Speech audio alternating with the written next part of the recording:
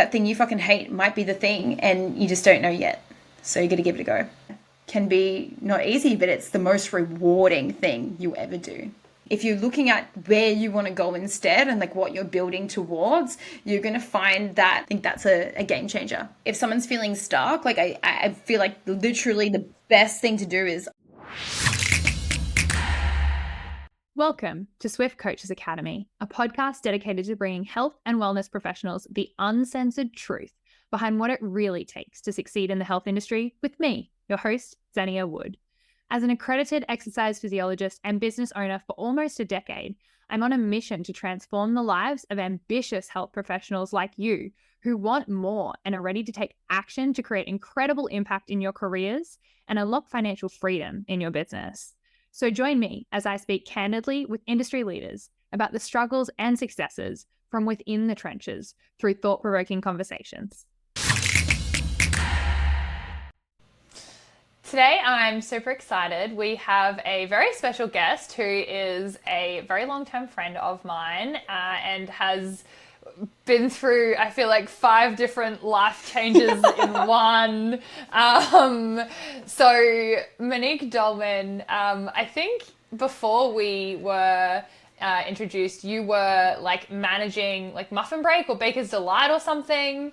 And then we met when you were PTing and you were a professional dancer, and then you've done NLP and now women's retreats, and now you work one-on-one and sort of like quite high level CEO business women.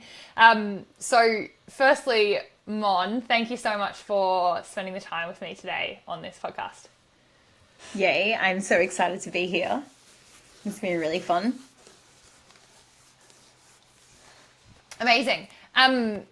What I want to talk about today is, I guess, how we've sort of reconnected in a bit of a professional sense. Like, you were obviously sending me clients back in the day who needed rehab, and, you know, there was a bit of time where I was coaching you through when you were doing PT and whatnot, but now you've really sort of come into a bit more of a holistic approach in terms of life coaching and leaning on your business skills as well to support high-performing humans, and I would probably say primarily, if not exclusively, women. Is that right? Yeah. I have coached some men before. However, I find that most of my work now is with women, and I guess it makes sense. Like, lived a life as a woman, I can understand on multiple levels some of the things that they go through and experience, and especially collaborating that with being in business as well through my experience, right? So yeah, it's really fun and powerful to support heaps of really incredible high achieving women as well.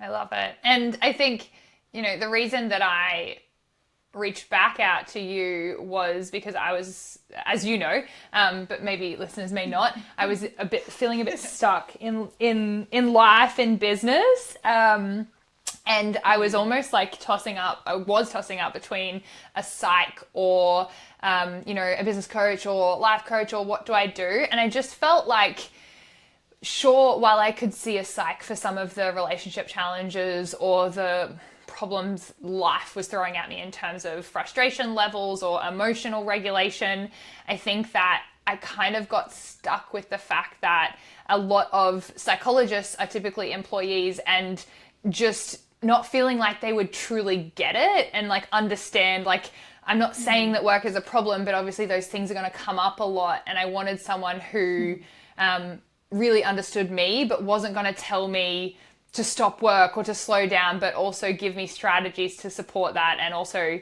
I guess, give me that friendly, tough love of like, okay, like, you need to do this, and I get it. Yeah. And that's the thing. I think the unique thing about what I do is, yeah, I can help from many different lenses and offer different perspectives, and it's kind of like out of the box thinking, right? Like, not your traditional way of supporting people through what they're experiencing. It's really looking at how can someone get what they want, and look at various different ways we can get there. So like having more than one option. And I guess that's the thing. It's like as you said before, right? Like I've been many things in life and I've experienced lots of different things, and I'm in 35. Like sometimes I'm like, whoa, what's the next 35 years going to be like, right? Like it's exciting. And I feel like having that combination of, yeah, like 11 years of running various different businesses myself, and then previous to that managing a pretty big business that my parents had, and then coining that with all the different life experiences that I've had, I feel like that is quite a unique skill set that allows me to really support people in a holistic way, as you said, right? And I feel like holistic is just this term that kind of gets thrown around so much, but I guess really from where I sit, I really see you as like that intersect between like life coach or performance support, relationships and business, and how they all intertwine. But your lens of it is sort of coming from like the person first and what lights them up, and then creating all these incredible additions of a business or a relationship on top of your, like, you being solid in who you are. 100%. Can you talk a little bit more about that? Yeah, I feel like all relationships in our life are a reflection of the one we have with ourselves, right? So it's like the relationships with team or with our partner, with our family even, right? Like all, and friends, of course, and even strangers. Like the relationship that you have with yourself and that I have with myself really sets the tone for every other single relationship. And so when you think about that, it's like, how well do you, those listening, like how well do you guys know yourself? Like, do you know what you like? Do you know what you don't like? Do you know what lights you up? Do you know what you're a yes for? Do you know what you're a no for?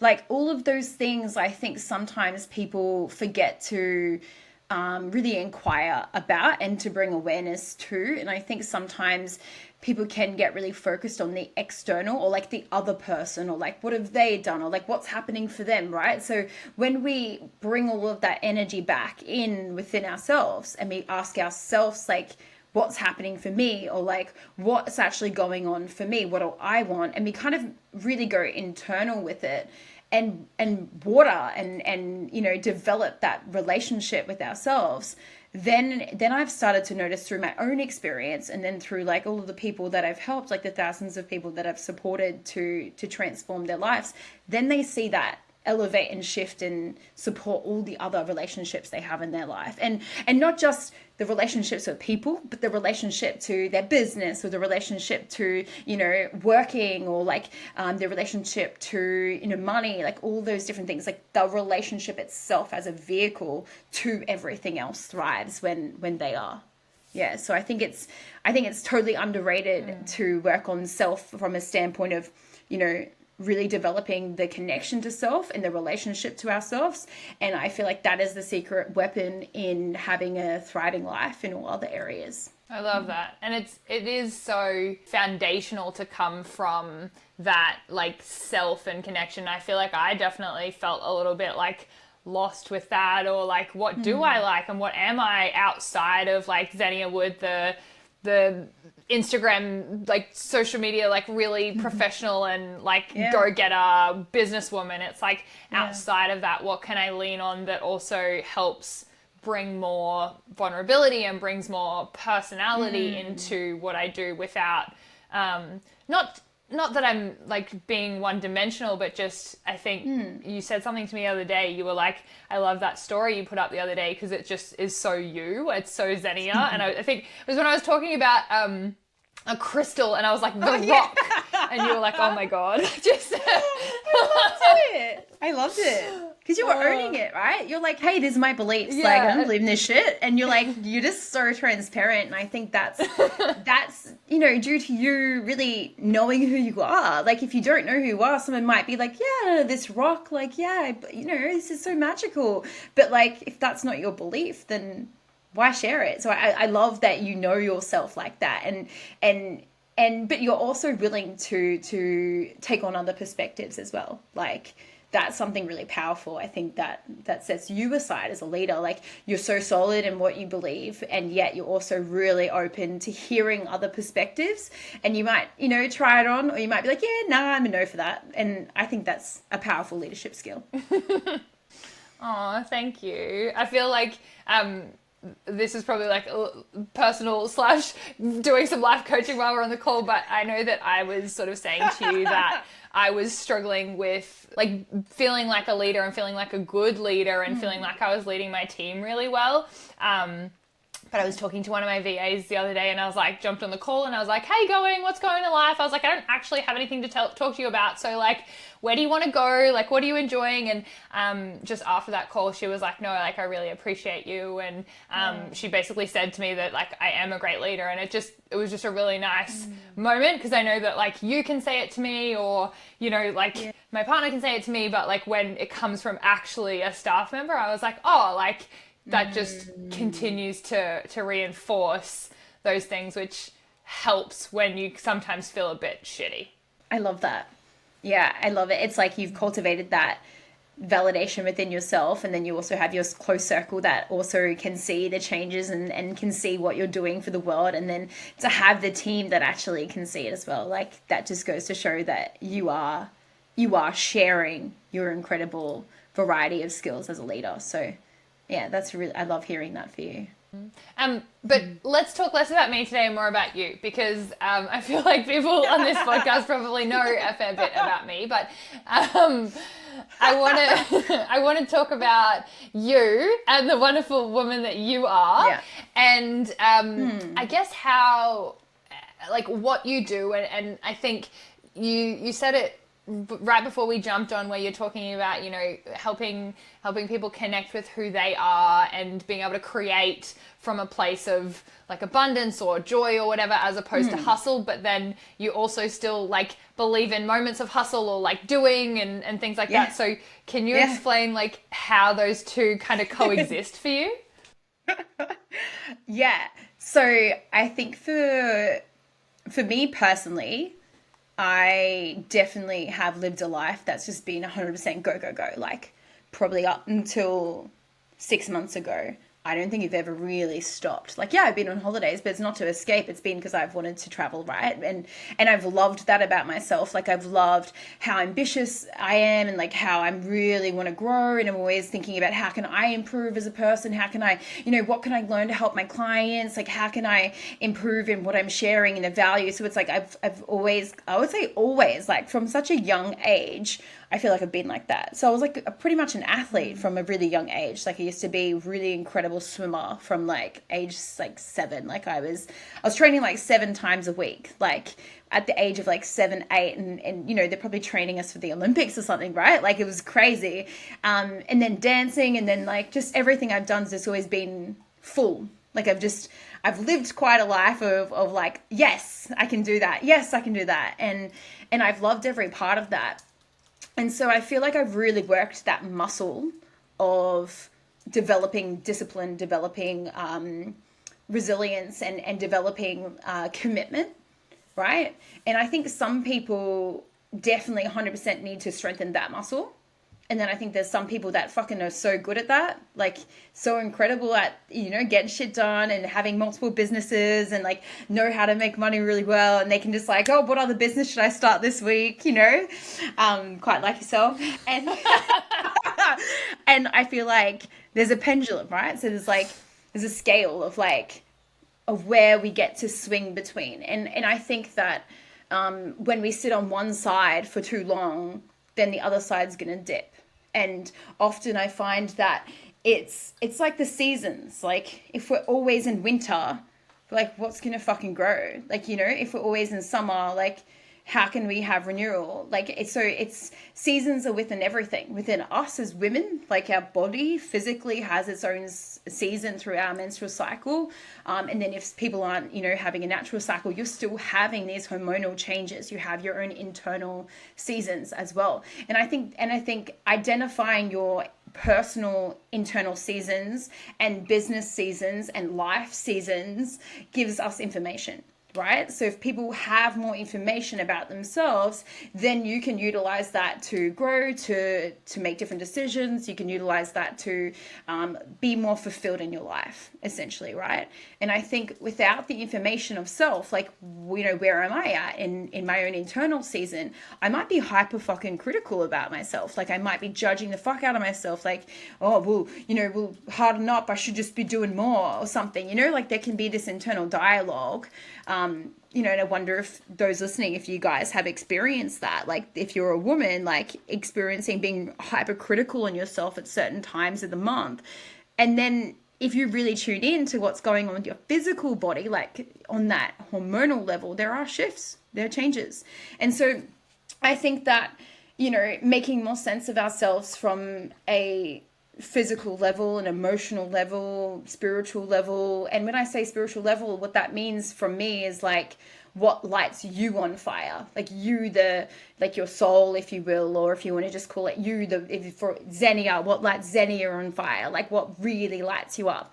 That's like the connection to the spiritual self, is what I see it as, like you, the individual, rather than you, the business owner, rather than you, the woman in the relationship. Like, it's for self. And that's what I mean through that context. So I feel like if people stick at one side for too long, then there's going to be this kind of like dull, or this kind of like lull, I guess, in fulfillment, is what I notice with a lot of really successful women specifically. There's this like, I can do it all and I have all these things, but I'm just not fulfilled anymore. And they're like, what's that about? I fucking love work. I love what I do. Like, and I think that's what we talk often about. Like, there's this misconception of like burnout. Like, people are like, oh no, you just burnt out. And it's like, no, I fucking love my job. I love my business, or I love what I do, right? That's often what I hear highly successful women say. They're like, it's not burnout. It's like something's missing. Yeah. And I feel like when we get so caught up in the do and the go, we just can forget about ourselves. So focused on the business, or so focused on, if you work in corporate, the job, or like, on the other, if you're a mom, on your family, right? But then what about you? You're the glue. You're like the engine. Like, women are like, they're seriously like the engine to the world. Like, they just create so much, beauty and vibrancy, and like, so there's just something different about being a woman. Like, energetically, there's such a different feeling. And I feel like when a woman isn't nourishing herself, and this doesn't mean, stop, like, just to clarify, if you guys, it doesn't mean you can't do what you love. It means you have to also do more of what lights you up whilst you keep doing what you love, and if that's 5 minutes locked in the cupboard away from your kids, just sitting down, like playing your favorite jam, like if you're a mom at home, whatever, if that's like, literally making sure every morning you get up and you sit outside by yourself. Like, you have to commit to the things that you fucking love and light you up as an individual, so that everything else you do, the energy of you is filtered through that, and people will feel different around you because you fucking love yourself so much, and you are so lit up within yourself that will be felt. And I think that is really important to feel fulfilled in life. Has to be internal fulfillment, not just the external. Yeah. I love that. And when you're saying, like, it has to come from within, the fulfillment, and like, I've definitely, as I've definitely like felt some of those things of like, like I've reached a certain quote unquote level of success, and I'm like, oh well, now what? Like, I think sometimes looking at creating a business, a lot of people start a business because they're like, cool, this is a great way that I can make more money. And like, I think that that's always part of it for everyone who does that, for sure. It's definitely not, and definitely shouldn't be the only thing, but I think that, you see opportunity of putting more effort and time into something, and therefore reaping the rewards, but also helping more people. But yeah, I kind of feel like I probably haven't shared this with anyone really outside of you and Harry and whatnot, but like the fact that I've felt, times where it's like, okay, well, like, what now? It's kind of like, I feel like my cup is filled up. I don't feel like I have any real financial stress or pressure. Like, I could literally take off a year or 2 years and not work, and literally just live off of, you know, the income, the passive income and the property and whatever that I've got going on, right? But like, that's not the point. The point is like going, fuck, like how, like it's almost this new level of where I'm at, going, well, now that I actually don't have any real financial pressures, like what should I be doing? And have I been doing all this stuff just to push to get to this version of success? And is that really lighting me up? So it's really been like quite, I guess, deep, the work that we've been doing to try and help me uncover, like, you know, now that I can basically do anything and I feel like I've got so many options, it's like almost that feels paralyzing in a sense, as to like there's so many things I could be doing, but what do I want to spend my days doing, and how do I want to craft my life? And, you know, I get that this might feel a little bit like out of reach for some people listening, being like, oh, like, you know, what a great problem for you to have. But I think that, you know, I came from the place of not having anything growing up and creating everything for myself and building to a point where I have this different problem. But even I think people who are maybe not at that place, going, I've got, you know, I don't have that money and I am working towards this, still in a way get to, you know, decide how they get to make their money and what they spend their days doing. And I wonder if maybe you have some thoughts or something that could help anyone listening in terms of going, like, maybe they've created a job for themselves as opposed to a business, right? In terms of my definition being like, you're just doing what you were doing as an employee, but for yourself. But if you don't work, you don't make money. The business isn't running without you. So if someone's to kind of like do a bit of a check-in of their life and where they're at versus where they want to be, noting that they may not be the same thing, and that's okay. Like, how would you, I know we went through a bit of a deep dive at the start, but perhaps sharing a little bit of how you start that process with someone, to any like key questions or anything that you use to reflect on like where they're at versus where they want to be. Yeah. I think that I think the biggest thing with that is, what I often ask people is, if you, where you're at right now, if you were to imagine yourself in the exact same place in a year's time, like everything is exactly the same, you haven't changed your mindset, you haven't, you know, prioritized anything different, like, would you be happy with that?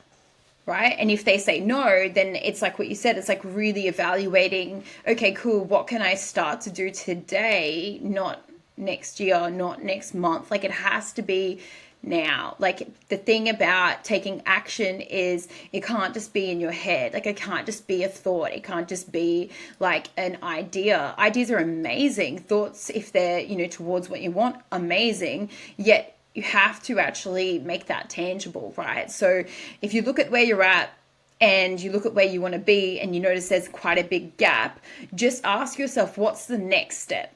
Right? Like, if it's someone who's found, like, they created a business and they're working so much and they're working more than before, I feel like there's definitely, as you probably maybe have experienced, that is a part of like the transition, right? Like, there is an element of, especially at the start of business, like, there's a lot of time you get to put into that so that you can, you know, start to create, you know, income for yourself and start to be, you know, in profit, etc. And so there's a part of it, right? And then if you're noticing you've been doing that for a while and that's not what you want, then you have to first know what you want, right? So what's that thing? Like, what the first step is, know it. Know what you want and actually write it down, make it tangible. And then the next thing is taking action. You have to take some form of like tangible action today. So like, whilst you're listening to this, if it is safe to do so, like, if you to write down right now, what is it that you want to be doing within your business or within your life in the next year, write it down tangibly, and then come back to now, ask yourself, what's the very next thing that you get to do to move you towards that? What's that actual action step, like the tangible thing? And then this is the bit, you can't just say that. You have to go do some kind of tangible. If it's like, get your calendar out, put it in your calendar. You know, that's actually seems so basic, but a lot of people don't know that strategy, right? And it's something we use a lot. It's so simple that people don't realize that's an easy way to actually make sure you do the things that you say you're going to do. Maybe you're someone who's more wants to see something in front of you, write that post-it note. If it's like go live tomorrow on your business page or whatever, have that on your computer desk. When you open it up, you do it. So it's have that tangible action step to move you towards the life you want. And then this is a really key thing that I've only actually really mastered, I would say, the last 6 months, which is reflection. Yeah, a lot of people focus on where they want to go, how to get there, what they want to do, what they want to create, and that's when it can become quite full and like just you might end up somewhere and be like, how the fuck did I get here? Like I don't even know how I got to this place, right?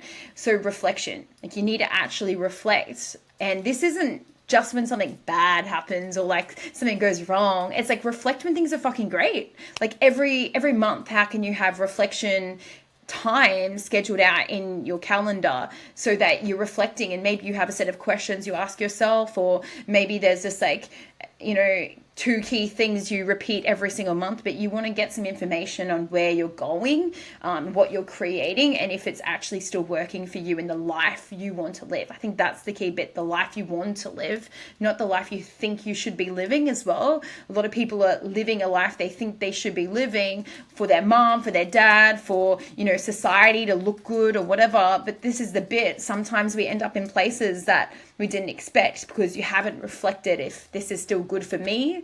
Maybe it's good for the environment, maybe it's good for the people you're impacting, but is it still good for you as an individual? And I think that's the key thing for reflection, to make sure we're going the way we want and moving towards the life we want. Yeah. Yeah. So I think even for me, right, like I have found reflection probably one of the hardest pieces. And I think that's why I lean on people like you for support, because I feel like it forces me to reflect because you ask me those things. And so I guess I've created that in my circle, because I know that without accountability and without someone and an appointment and things booked in, kind of like when people hire personal trainers, right? Like it's the accountability of showing up. It's not just like, do you have the best exercise selection program? It's like, fuck, I'm paying on like a fair amount of money and I also have to show up, and she said I was going to do things and she's going to check in with me, and I don't want to let her down. I don't want to let me down, but so I guess I think the reflecting, and then also, you know, something it just feels like the things that we need keep coming up in our life. And so like journaling, reflection, writing things down has kind of been this theme for the week for me of people I've been speaking to. So cool. That's probably something that I need to take, and maybe someone listening is also like, yep, okay, could take that as well. So I think the reflection piece in that is great. If something on that, I noticed there with reflection or with journaling, those listening, be mindful of the stories you tell yourself about that, because I've had many clients say, oh no, I'm not good at journaling, or I used to, like, I feel like I'm quite great at being present and I can create goals for the future. And my story used to be, I just can't remember stuff. I can't reflect. I'm just very present focused. So I had this belief system, and beliefs are interesting because if you believe it, you know, normally happens, or it's normally a part, you become self-fulfilling, right? Like you create it. So be mindful of the belief systems you are creating about the things that could support you. You know, it's great to try new things that maybe you think are stupid, or maybe you think are like not going to work for you, right? And try them on, commit to them for a while, and then you get some information, and then from that information you can make decisions. So I think it's important to be open if you want to change. If you're committed to change and you want to change, be open, right? Because that thing you fucking hate might be the thing and you just don't know yet. So you got to give it a go. Yeah, that reminds me of when you told me that I had to like just literally like shake it out, and like I had to like do like a stupid dance, and I was like, I don't want to do this, and I was like so resistant. I like got off the call and I was like, fuck this, and then I was like, just do the thing, like your world is not going to end. It's not that big a deal, and if it doesn't work, you don't have to do it again. But like, just like, I don't know, like these silly things that we, you know, get so caught up on, and it's like, is this really going to matter? And I said to Harry the other day, I was like, it's so hard in the moment to be like, is this going to matter, you know, next year?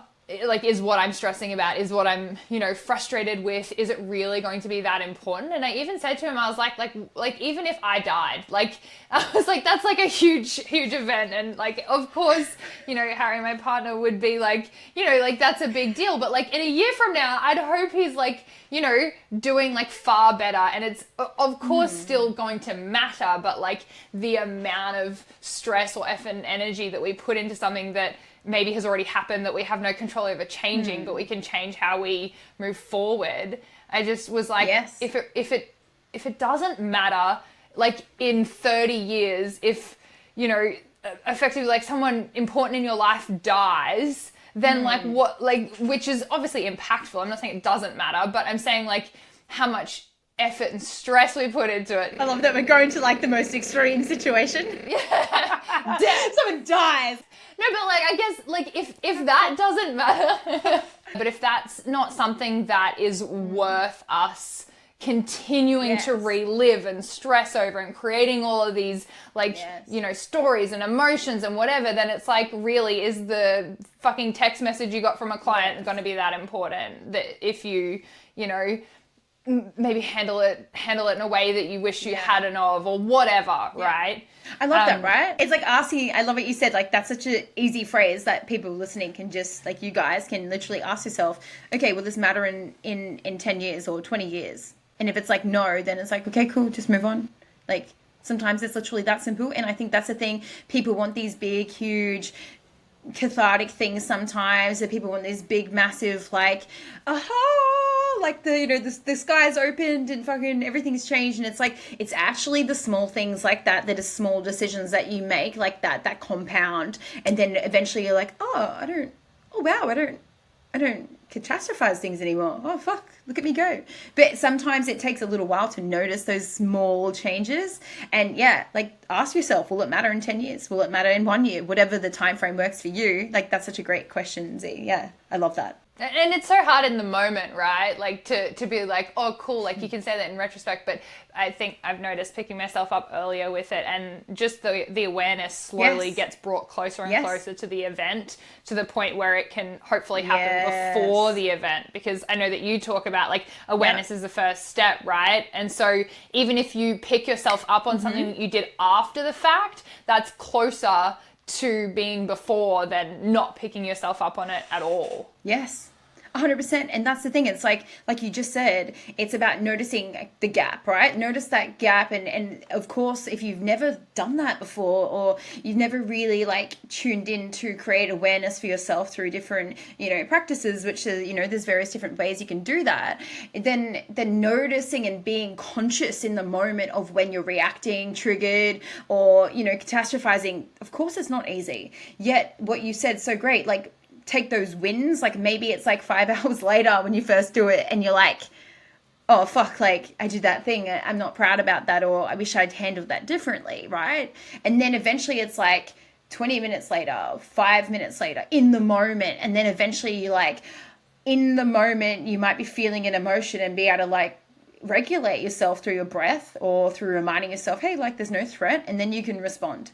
So and then eventually, then it's like you become so great at regulating that those situations will cease to trigger you because you've handled it and you've had so many reps, like in the gym, like you put all the reps in, your squat's so good because you've been practicing for years. It's the same thing. Like if you make a commitment to yourself to choose to do, and let's say like the work is a high chunk form of what I'm talking about here, but it's like to, regulate your emotions, to, ask yourself powerful questions, to reflect on your life, to all of those things, to meditate, to do breath work, like to actually have challenging conversations. All of those things that you do will compound, and then you'll be able to respond rather than project all your problems on everyone else. And that taking responsibility piece is can be not easy, but it's the most rewarding thing you ewer do. And that flows into life, flows into business, flows into relationships. It's awesome. Yeah. One thing I wanted to talk to you about, because we've spoken about this recently, I feel like there's definitely some of my clients who go through this as well, is procrastination. And like, I know I've sort of like before just sort of been like, well, I can do it, so I'll just push through. But we sort of went through and unpacked it a little bit and uncovering like why I'm procrastinating and, you know, the purpose for that, because it's kind of like just continuing to fill a leaky bucket without like plugging the holes first. I just feel like, sure, you can keep filling your bucket, but like you're still going to keep dripping out unless you realize what the problem is and like sort of block it from the source. So I'd love for you to maybe talk a little bit through like tapping into that for anyone who's feeling like they are procrastinating, what they can do, or some strategies or questions to help support them to move through that. Yeah, perfect. So I think this is interesting, right? Because as I was saying, like, reflection is really powerful, and then I think some people get stuck there. So there's like a really simple technique I utilize with clients and in workshops to help people make sense of that. So if you do want to know that technique, just reach out to me via Instagram and I can share it with you. Yet for this like conversation here, I think the bit is the why sometimes can create more procrastination, but I think what is most powerful is the changing the actions, right? So what we went through is like, yes, okay, there's a purpose why you may be procrastinating. And if you're really honest with yourself, you could make sense of that pretty fast. Like if you just ask yourself now, for what purpose am I procrastinating? You might get an answer. And if you get, I don't know, then ask yourself, cool, what if I did? Right? Because at a unconscious level, we always know, but consciously sometimes we don't know. And when you are ready to make sense of it, your unconscious mind will share with you the answers. And sometimes you don't actually necessarily need the answer to take action, right? However, if you find that you get the answer and you're like, oh, okay, cool, I'm procrastinating because I'm, fearful of like failure. Cool. Then it's about regulating yourself to make sense that you can never really ever fail unless you fully stop, right? Like if you just completely lay on the bed and you give up and you're like never doing anything ever again, okay, maybe you may fail because you stopped. But if you do something and you don't get the result you want, you just keep going until you do, like I've run, as we were saying before, like I've run women's retreats before, right? And so the first one we had like 4 people, and then I had like 8, and then we had like maybe like 12, and then 14, and now it's like the last retreat was like 16, and then we hired a new space, like I seeked a new space, and then it could hold up to 20, like like it's not like I wanted 20, I got 3, I'm a failure. And I think that's what sometimes people think. It's the thinking that becomes the problem. Like if you're thinking a lot, and I think like this day society, most people overthink, and just to like really throw you all, like I don't think a lot. I remember telling you this, you're like, what? Some people don't think a lot. They like, that's why reflection was a skill for me. I had to learn to think. Sounds really odd, but I had to learn to think more to make sense of what has happened through reflection. So I had to learn that skill. I was really great at visual, like creating things and feeling and tuning into what I'm experiencing now to bring awareness, but thinking was like reflections, right? So if you're thinking a lot, you're often, I would say most people who think a lot, like if you're procrastinating, you're probably overthinking, or you're disassociating and avoiding something, which could be avoiding the feeling most likely, which is the fear or, not feeling good enough or something like that, right? There's going to be some kind of underlying belief system that's restricting you from taking the action. And so what you get to do is, ask yourself that question: for what purpose am I resisting taking action, or for what purpose am I avoiding doing the things that are important to me? And then you have information. Then you can take different steps moving forward. And if you don't yet get the why, if you're not yet like your unconscious mind isn't letting you know or make sense of it just yet, then create a strategy, create a plan. Okay, cool. What do I usually do when I procrastinate? Oh, I pick up my phone and then I go to Instagram and I scroll it, for example, which is most people's biggest procrastinator is social media.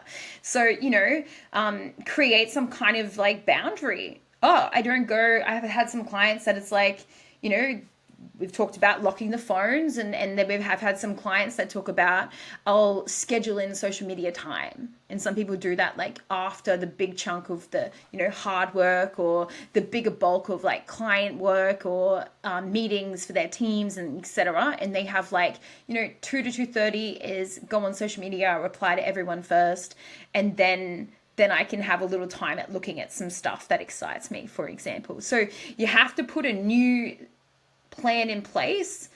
Otherwise, our brain is just wired to do the easy route.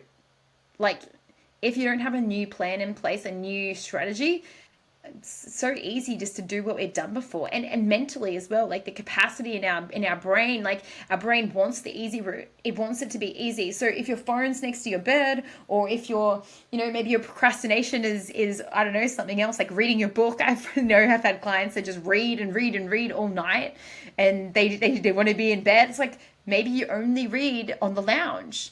You have to take a different action step. Maybe your phone, you keep it in the lounge room. Like, what's the tangible thing? So this is the same thing, right? Know what you want to stop procrastinating, take action, so take a tangible action step to shift the behavior, and then reflect, is this working? Like, is having my book out of my room making me stop reading to 1 a.m.? Yes, fuck yeah, keep doing that. Is having my phone, social media is locked to 12 o'clock working? Yes. If it's not, and you're still going and downloading the app and opening it up, there's probably like some deep fear in there, I would say, something that you're avoiding. And then you got to go back to, well, do you even know why you're doing what you're doing? Like, if you don't have a clear vision for yourself, it can be easy to avoid doing something if you're not sure why you're doing it. As in, like, your bigger purpose, I'm talking about, like the bigger why, not the why you're procrastinating. So get more clarity on what you want and who you are. Yeah. And anchor that in. I think it's really helpful, and I appreciate like some of the things that you're saying. When you hear them, you're like, sounds so simple, but then it's like, okay, cool, like that's not the bit. The bit is like doing it, yes, and continuing to check in, and the action and putting it in place. It's like, cool, like Mon can give you all these amazing strategies, and if you then don't follow through with them, then that's on you, right? Yeah. And that's on you to create accountability, habits, systems, and also recognize, is the change big enough, or, is it painful enough for you to want to change or need to change? And I think that comes into what you're saying, like the bigger why, and uncovering that. Yeah. And like, I think just back to when you were talking about like, for what purpose am I procrastinating, can sound like a bit weird, because it's like, well, but I don't want to, and like there's no reason. But I think, like, just to give a little bit of context in terms of, for me, what it was like, cool, if I don't start this task until it, like 2 days before it's due, then for me that gave me an excuse, or quote unquote a reason that I could be like, oh, well, that's why it didn't go very well, because I didn't start it until the last minute. And so it was almost like pre-framing my failure, if there was one, to be like, oh, well, it's okay, because I didn't really put in like my best work, and like had I put months into it, or like 110%, and then it still didn't go to plan, like, then what does that say about me? Or not necessarily what does it say about me, how do I feel about that? And what would you feel? Like, just, it's avoiding the feeling. Yeah. And so it's like it was me preempting, going, well, I don't, I can explain away the reason why I didn't get the result, because I didn't actually go all in. But like, what if I did fucking go all in? And what if I decided that the outcome didn't matter, and I decided that the inputs were the thing that were more important than the output, and how that changes things. So I think that's important, because sometimes some people are like, well, there's no reason, like, and they just kind of get stuck on like, well, there's no reason why I'm doing this. But there's always, like, it allows me to be lazy, it allows me to not get up early in the morning, it allows me to stay watching Netflix on the couch. Like, there's always some level of comfort or whatnot. There's always a reason. Yeah, absolutely. So, all right. Yeah. We could talk all day, but before we go today, the last thing I like to leave and finish with is one thing that you would recommend people take action on, and it may be something we've already talked about, but something to help them move forward if they're feeling, let's say, a little stuck. There needs to be some sort of change that they know they need to make, and maybe they're avoiding, nervous, anxious, whatever that feeling is coming up for them. How would you help them move through that, and what sort of tangible strategy would you give them? Yeah. So if someone's feeling stuck, like I feel like literally the best thing to do is ask yourself, okay, imagine my life 5, 10 years from now. How would I feel if I was doing the same thing? So whatever you're feeling stuck with, the emotions or the tangible things, like if they were exactly the same in 5, 10 years, like how would you actually feel? And how would that negatively impact your life, right? So answer that. Then I would ask you, okay, now let's just say you've made all the changes. Yeah, you've done everything you wanted to do. You've had all the change. You're feeling all the things you want to feel. You've tangibly taken all the action to do the stuff. How would you feel then, right? How would you feel then, and what would that feeling be for you? And then I would ask, okay, cool. How committed are you to that change? Right. And you have to be a 10. Like you have to, like you said before, you have to go all in on yourself. And if you're like, oh, I'm like a 2, okay, cool. Like, well, what do you need to know to be a 10? Like, what's the actual thing that you need to know about yourself to be a 10? And I think that's the thing to create change. Like you said before, some people need pain. They need enough pain. And some people are driven towards drivers. They want to create a different feeling and they want to move towards something, right? So you have away from drivers towards drivers.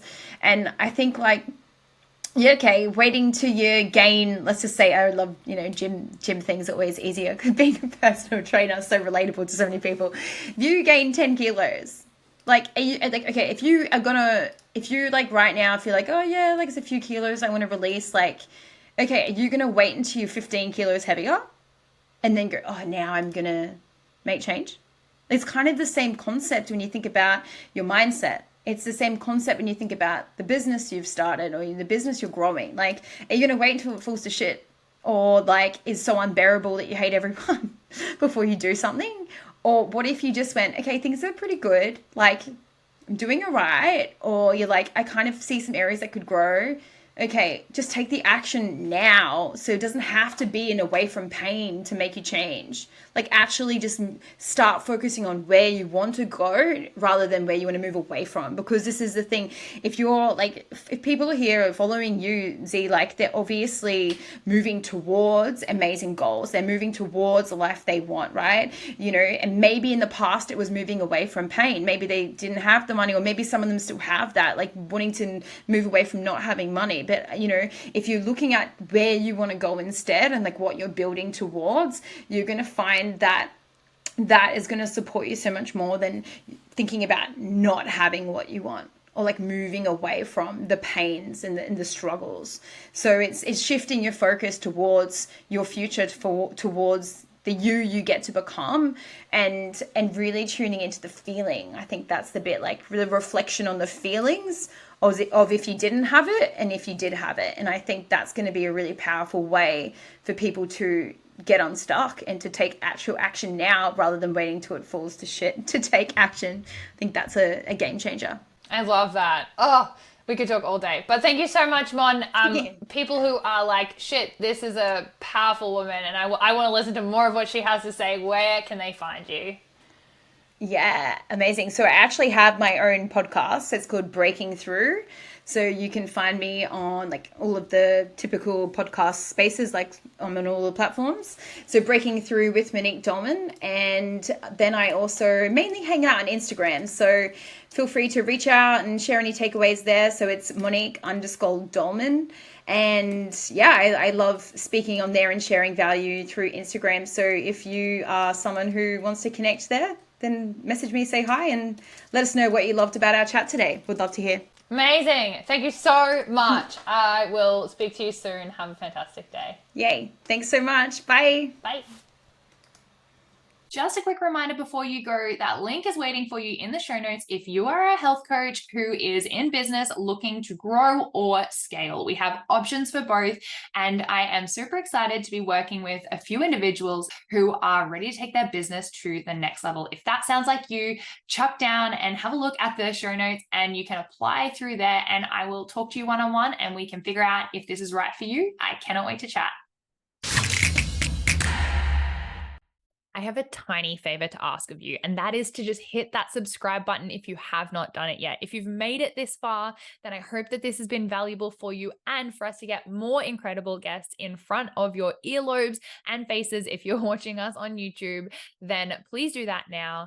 And if you have any feedback or suggestions for me, or something that was a golden nugget that really stood out to you in this episode, I would absolutely love if you flicked me a message over on Instagram at Xenia Wood Official.